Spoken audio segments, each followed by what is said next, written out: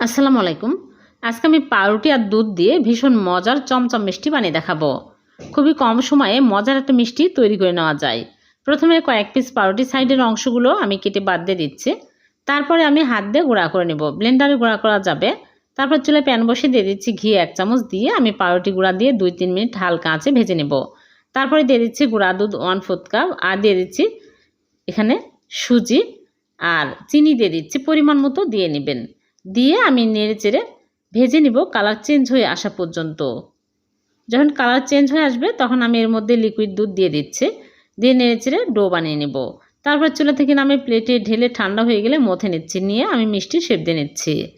সবগুলো মিষ্টি আমি বানিয়ে নিয়েছি। তারপরে এই মিষ্টিগুলো আমি মাওয়াতে কোট করে নেব।